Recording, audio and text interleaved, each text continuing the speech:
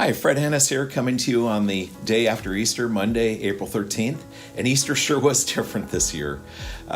For one thing, I would have been out to the stores buying at least one new shirt, maybe a pair of pants that I would wear on Easter Sunday morning, and then have something new to add to my wardrobe that I could wear the rest of the year. Wasn't the case this year, wasn't that option. And then, of course, in the weeks leading up to Easter, my wife and I would be planning what the Easter meal would be like, when family members would come over, what we would do for the grandkids, what games we might play, all of those things. And, of course, that wasn't an option either.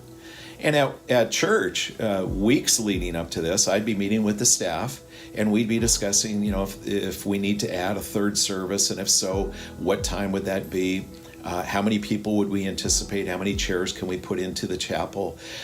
We would be talking about setting up bounce houses and Easter egg hunts for the kids. We would talk about the fellowship time, maybe getting some hot cinnamon rolls and a specialty coffee truck on site. But all of that changed. It was just unlike any other Easter any of us have experienced. And now it is life back to the new normal.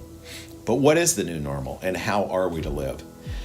One of our elders, Gary Trowbridge, sent something that C.S. Lewis wrote. And C.S. Lewis wrote this in 1948, 72 years ago.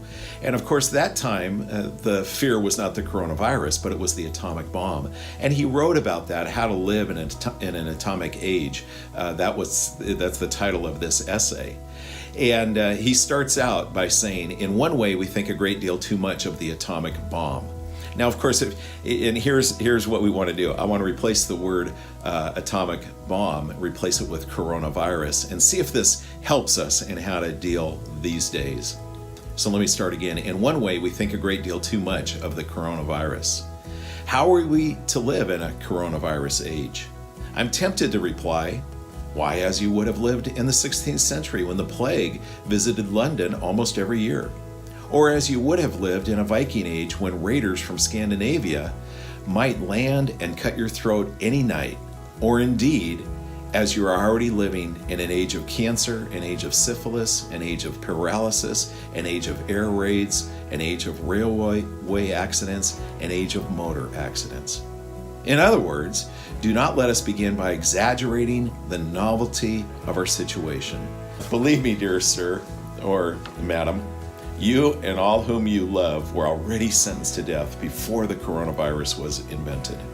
And quite a high percentage of us were going to die in unpleasant ways. We had, indeed, one very great advantage over our ancestors, anesthetics.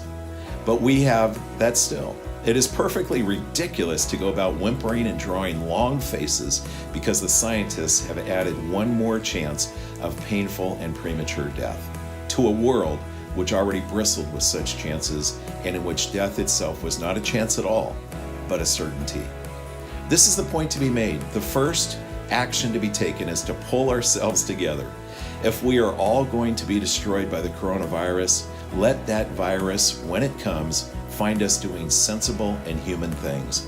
Praying, working, teaching, reading, listening to music, bathing the children, playing tennis, chatting to our friends over a pint and a game of darts, not huddled together like frightened sheep and thinking about viruses. They may break our bodies, and a microbe can do that, but they need not dominate our minds. Well, Lewis, of course, was writing about the atomic age, and we can't completely take his words 100% to COVID-19, because we could misapply that COVID is no big deal or it shouldn't disrupt life in any way at all.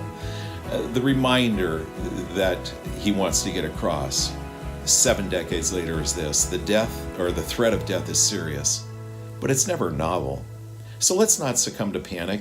Let's not allow fear to dominate our minds and paralyze our hearts. Let's keep living and laughing and serving and enjoying those we love, yes, even from a distance if necessary. Why? Why live this way? Because a good king is on the throne, and we need not to be slaves to fear.